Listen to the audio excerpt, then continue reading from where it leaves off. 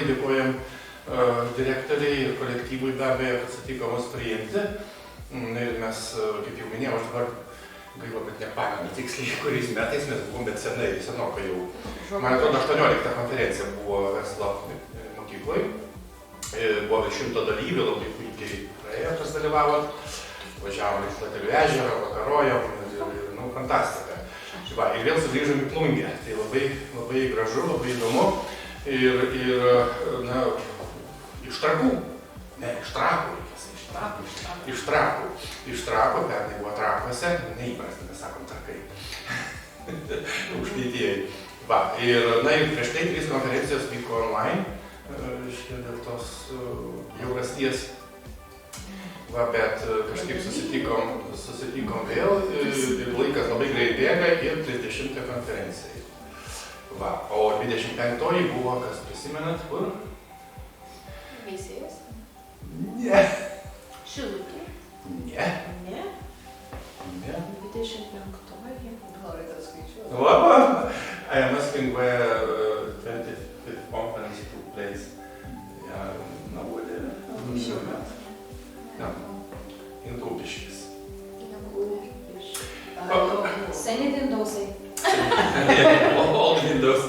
Okay, and I'm switching to English shortly. I want to introduce 2 other colleagues because every conference, not from beginning, but I don't know, from maybe 10 or 15 conference, some colleagues from abroad visiting us and taking part. In Kupiškis, colleagues from Brazil took part in the conference, and from Czechia also, Dalyvauja took part in the Vilnius conference, I remember.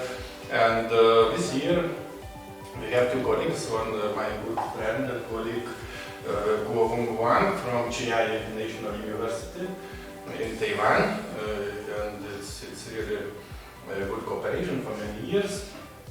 And also Lukaš Richterek from Palacký University in Lamanauskas in Czech Republic, in particular in Moravia, because not only Lithuania has Samožičija and for example Highland or so, but also Moravia and Bohemia. I don't know which part is better, Lukaš will explain, but... You have also a piece of Silesia, most is also a piece of Silesia. Yeah, and he's from physics, Lukaš from physics area, and Daniel from e-management, e-learning mainly, and also geography, right? Geography, yeah, geography education somehow. Yeah, this is shortly, and I don't know, possible, let's say, maximum 10 minutes about current state of art in education system, or generally about Taiwan, shortly, our colleagues, and please introduce, I think. Okay. I'm from Taiwan, so probably Taiwan in recent years become well known in the world. Okay, so we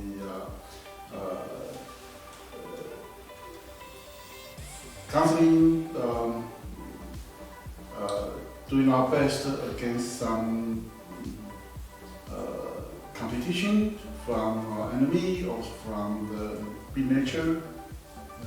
This month we had a big earthquake, so we do not have so many life damage, but lost not many life, but we did damage many high-end chip making companies, so it made a lot of loss.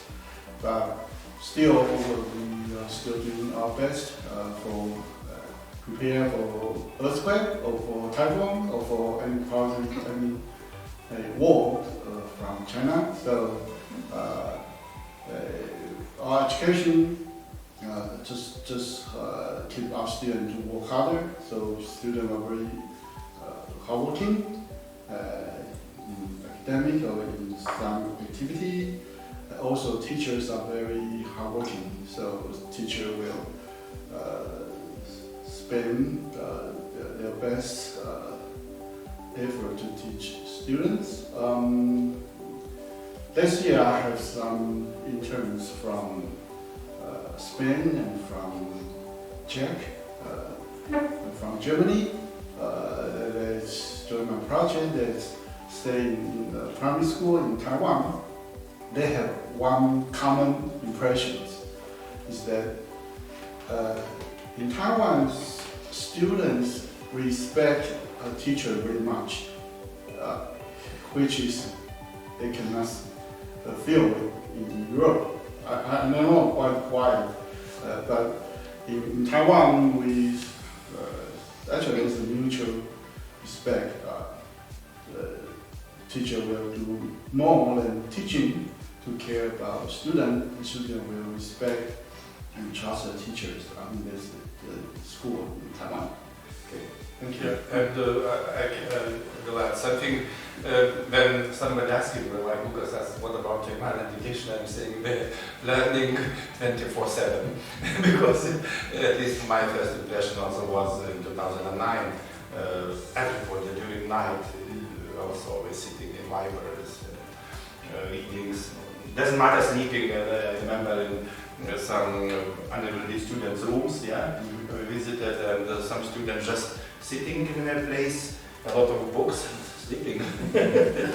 Short rest for 10 or 15 minutes and working again. Maybe some distillation of information. Possible.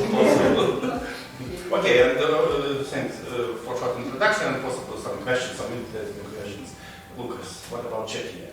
Well, I think we have probably more in common because we are closer and the European systems are more or less similar. Though, of course, because we were part of Hungarian Empire, the closest systems are Austria and Slovakia, and I would say that the system of grammar schools was developed in the 19th century according to the German examples. So we have a lot of common, and I think even in the tests like PISA and TIMSS, the characteristics of those countries are more or less quite similar in many cases. And our school system is, well, I think each generation of politicians come with some reform. I think at the end of the COVID pandemic, we accepted something like strategy for 2030 and plus. Which is stressing something like respectful education, then digitalization, and of course financing, because it's another problem which is often discussed. Though I have found on the internet some notion that the teachers are well paid in the Czech Republic, I would hesitate to say that most of the colleagues would agree that it's true. Usually it's on the average of the high educated population and professions. So these are the main things that are now discussed, and of course we are now in the phase of redefining the national curricula. I think it's also in common in most countries that we have national curricula for subjects and then the school curricula. So now we are redefining the content of subject. It started in 2007 as the first wave, and now it's the second wave. It should be even more based on competencies and so on. And for instance, for physics, it means that more and more content is cancelled and to leave, for instance, for informatics and other subjects, but mostly for informatics. It's now something which is really supported. So that's probably for introduction, and if you have questions or experiences similar to that, we can share. I have a question, probably from Taiwan. You mentioned that in Taiwan there is a high level of respect to a teacher. So, and huge differences between maybe our country and your country. And where is the recipe in your country that people, students, respect teacher? Yeah. Please give recipe. My intern, they told me that they find this student respect teacher is quite, they are so surprised. But in my mind, from I was a student, I still we should respect teachers. So I think it's a tradition that teachers, they feel they're responsible to keep these students so they can give it the best. But now in Taiwan, first it's very competitive to become a teacher.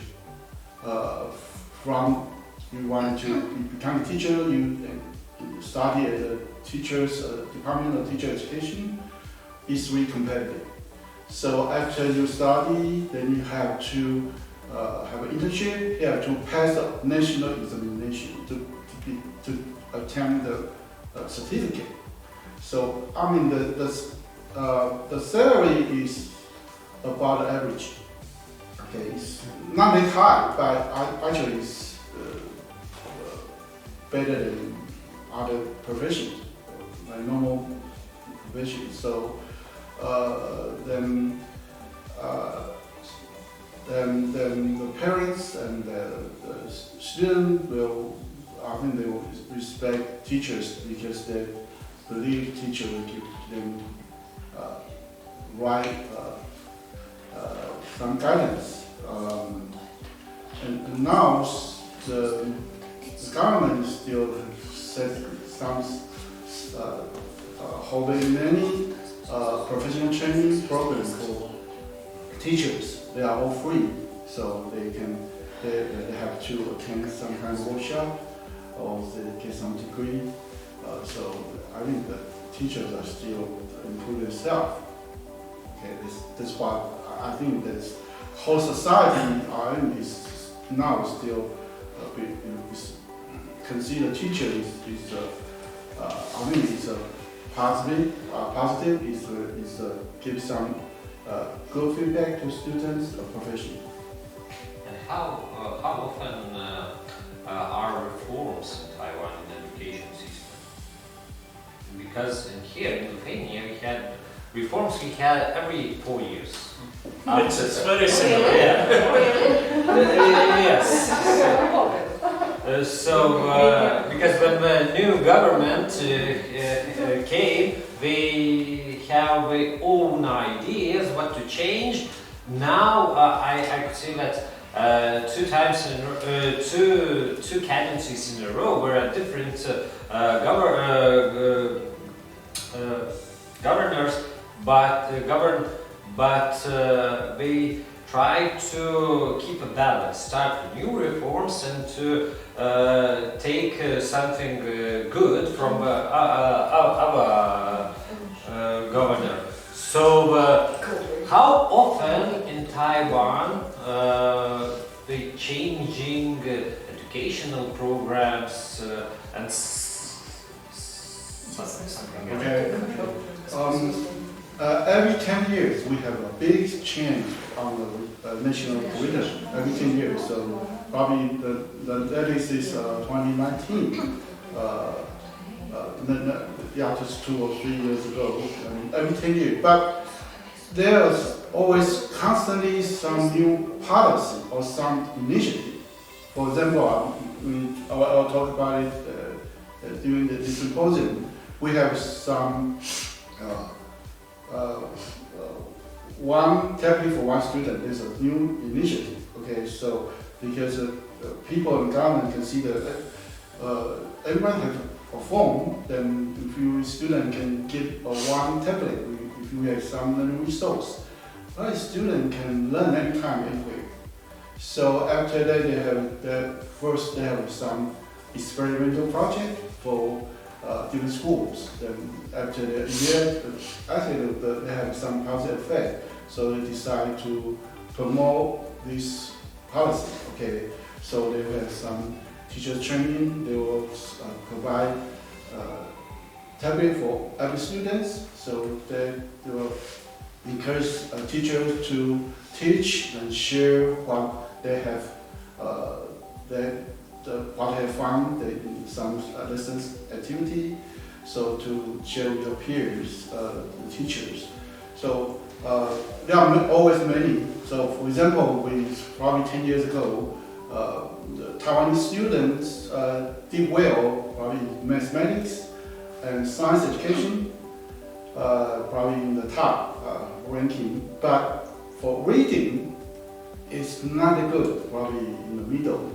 So after that result, the government decided to promote reading.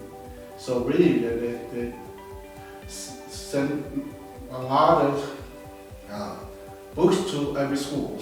So they have some reading program that encourage teachers to encourage students to study together. And then they send books to the parents, the family, they encourage to study. So after this this activity for 5 or 6 years, so Taiwan, the next PISA is mentioning the reading, the levels increase a lot. So in Taiwan, because we government act very fast, and also the parents always are demanding. They have some complaint, they will just tell the government and send as you to improve, to do something. Yeah, it's really reading becoming somehow not only reading, understanding at the same time.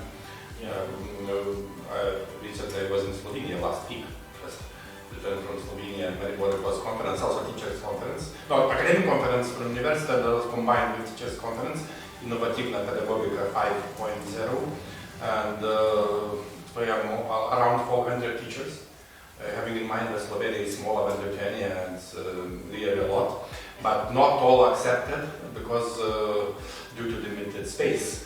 And around 40 coordination schools, some mentor schools, and some groups from schools, 3 or 4 teachers. And mainly was about robotics, about artificial intelligence, etc., etc. And some companies, local companies like Innovation, I don't know how to pronounce it, Slovenian, Innovation company, one in Maribor, producing some robots, some equipments for schools, and including, for example, translation. It was also some, not big surprise, but this is local apps, as you mentioned, possible. For example, for presenters, they immediately translating into English or Slovenian language, vice versa, on this big screen. No any letter needed anymore. Quite good translation. Quite good translation based on artificial intelligence, and also robotics, etc. Teachers presented different also, from kindergarten till secondary schools, different projects, different innovations, and this is continuous already every 2 years. This conference, it's a big movement, supporting by ministry, investing a lot of money in Slovenia in particular. Yeah. What about Czechia? Not only beer in Czechia. I know the beer is good. We have also Bekarovka. Bekarovka, yes. Well, of course, we have some innovative companies as well, but I would say that digitalization, as I said, is considered like an important tool. But on the other hand, there is a shortage of some teachers, like primary school teachers, physics teachers, and teachers of informatics, which makes sense because for people working in informatics, it's easier to get a higher salary in industry in those companies than to go to school. So, and then what is, well, for me a little bit questionable is that in teaching informatics there were 2 ways. First was when I was a student, we were trying to program in basic or very simple programming.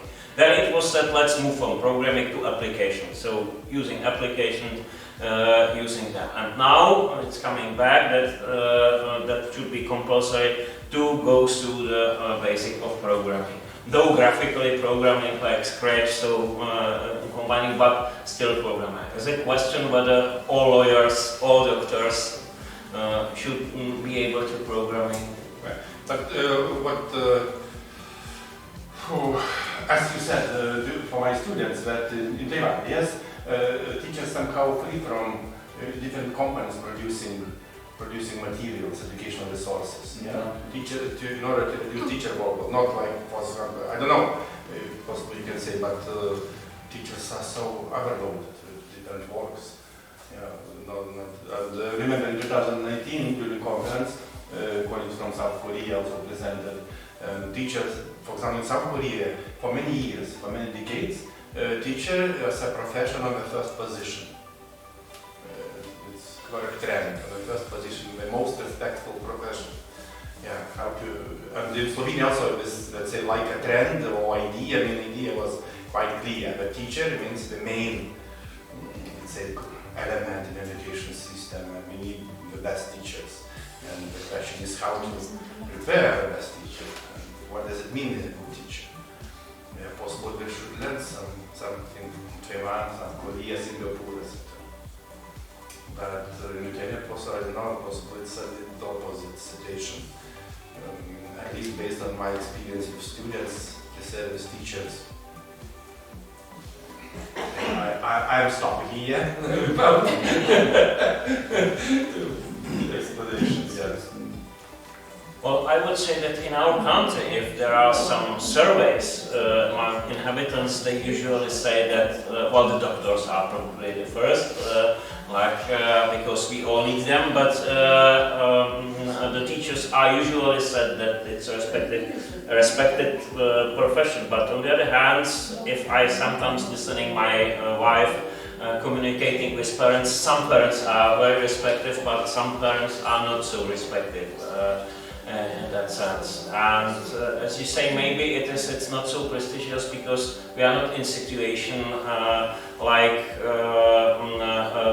choosing from many candidates. On the other hand, in case of physics, it is that this is the time of the year where we get from schools demands, please send me some qualified teacher of physics, and we say, unfortunately, all our students are already teaching at schools because there is a shortage of the teachers, so they find it before. So it's not so difficult to become, and I think it's interesting that our ministry doesn't have exact statistic. So there are estimates that probably physics is, especially on basic schools, I think nearly half of the teachers is not qualified as physics teachers.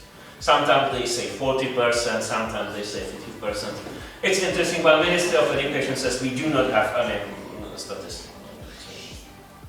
Yeah, and also it was mentioned shortly, but in South Korea the same, and in Taiwan probably it's not possible to go directly or immediately after graduation, after university, to school, and to become a teacher. You need to pass exams, national exams, and to get license. Licensing system procedure quite complex, right? Quite difficult. It's not so easy to get a license, despite that you, for example, okay with university studies. Yeah? And it's we have another problem. We don't have who could pass this kind of certificates and exams. Who would like? Yes. But that's another discussion in our country. I think 20 years how to set the professional criteria, what should teachers who are teaching, how should they be educated further on. But still there is no agreement and no financial support for that. So this is like campaign. Sometimes one government says yes, it's our priority, then there are other things, then after 10 years they come again, yes, this is important. yeah, we have such experience in Lithuania because a teacher is the most prestigious profession in Lithuania. Next year.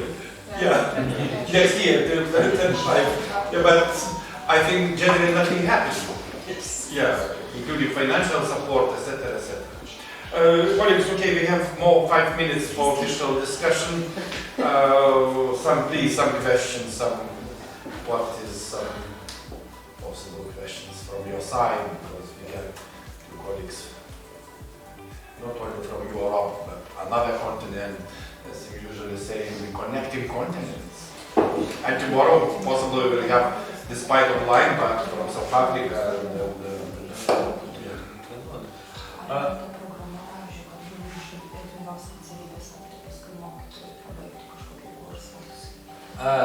how long it takes to study?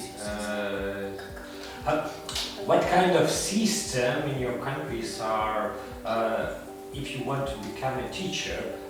We had some mixed system that you 4 years are preparing to become teacher, or is another type of the system that you just studying some kind of discipline, and later you can get have an extra studies to get educational qualification. So, and what kind of process are? If possible, that's something in order to be sure. It's like consecutive system and parallel system. Means, for example, you're studying biology, chemistry, physics, or mathematics, receiving bachelor degree in such a field, and plus 1 year like pedagogical studies, 60 credits usually, right? 60 credits, and you can become a teacher to receive professional qualification of a teacher. And another model is parallel you study just from the first grade, from first year, preparing to become a teacher. And what about Taiwan? Yes, in Taiwan we have two systems. One is some traditional department. If you study a department of education or department of early childhood education or special education or some music education, so you will become, while doing the 4 years, you take some, actually if you graduate, you have this qualification to take the national examination. The other system is called teacher education program. If you are not starting at some teacher education department, or you have graduated, but later you want to get a teacher's license, so you come to study at a teacher's institute for 2 years. So after 2 years, you can get you take a credit, you can get some certificate. We have a mixture, and it depends on subject. For instance, even within our university, philosophical faculty has the system that you study, for instance, English or French, master degrees, that means 5 years, and then within 1 year you can do something like pedagogical minimum or pedagogical content. At our science faculty, we have the study which is oriented for preparing teachers, like physics is education, chemistry and education, and so on. So we have, and it's typically split it in 3+2. We are not very happy with that from our position as a university. For instance, my daughter, when she started primary school education, they have 5 years. That's continuous without any break, just. But I think it's a now discussion that some departments like Masaryk University are considering to have also 5 years continuous, which is my experience when I studied 30 years ago. But our students are not very keen to be unified into 5 years, because for them, as I said, most of them is teaching in their 4th or 5th year of study, and for them it's better to have at least some bachelor degree when they go to school to find a job, not to wait the whole 5 years for that. And that's another feature, because there is a shortage of teachers now. The ministry has some discussion or idea to bring people from practice. Typically some engineer who is working in a factory, after 10 years he finds he's not very happy with that and he might become a teacher. So how to enable those people from practice to become a teacher at some reasonable way, because and that's the question, because to find something which is comparable with those 5 years study, also for those people who have studied 5 or 4 years at least to become engineer, than to become teachers. So that's some combined forms of preparation. So your bachelor is 3 years or 4? Yes, 3+2. Plus 2.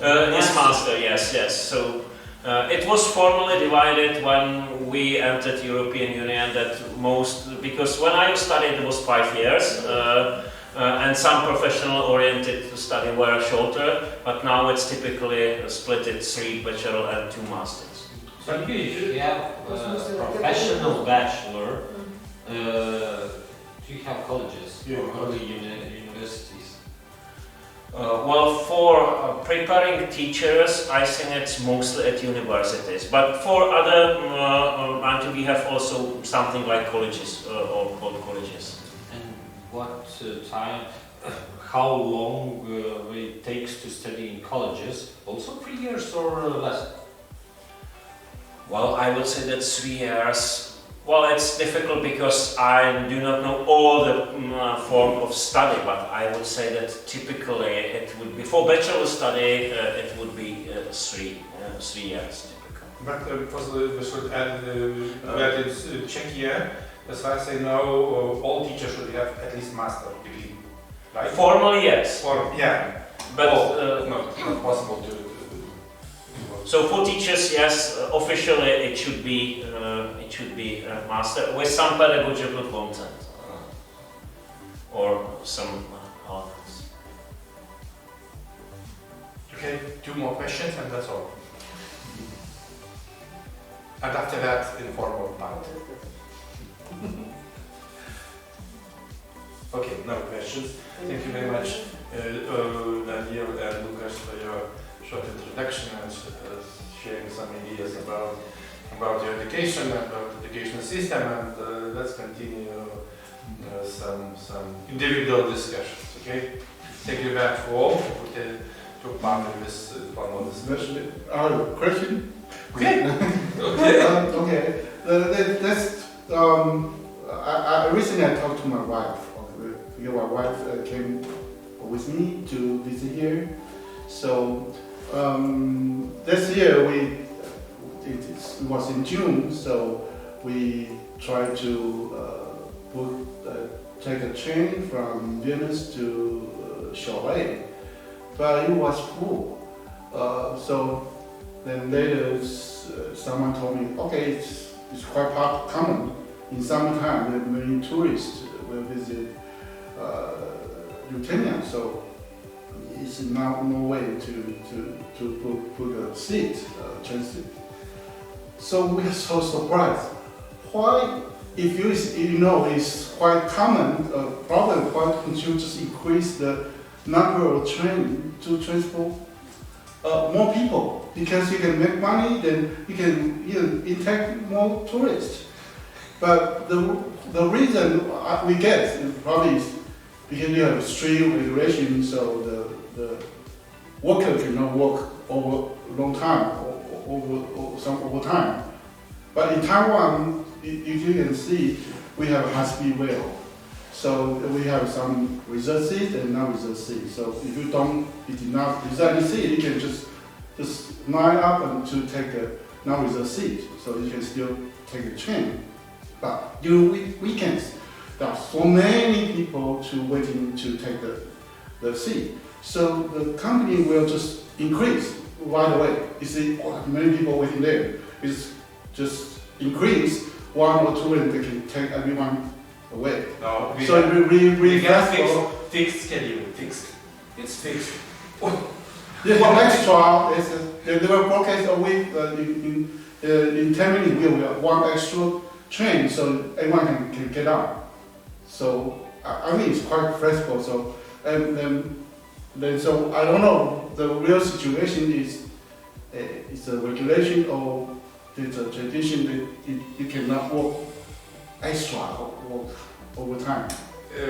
I would say not flexible enough. Yeah. We need more flexibility even in Lithuania. You want to attract some. Yeah. Okay. Yeah, we had a big problem. If you compare other countries, yeah, we are in stagnation, and we just put some more wagons before the Christmas and Easter because the students could go home. But we just put to the same train more wagons and that's all. So it's a big problem. But our company who is responsible for the trains, we gain huge profits during the year, whereas not that we lack of the money. You have just one company? Yes, this is national company. because we have some concurrence. The track is one company, and then there are companies with wagons, and simply I think the main transporter, railway transporter, does not have enough wagons to have. So they would probably do, but they don't have enough people. There are even some cases that it's not a driver, but the person who is taking the engine, they are changing the shifts between the companies. And I think there were 2 accidents because they were asleep and their attention was not careful enough. So no people and no wagons. Okay, thank you very much. Let's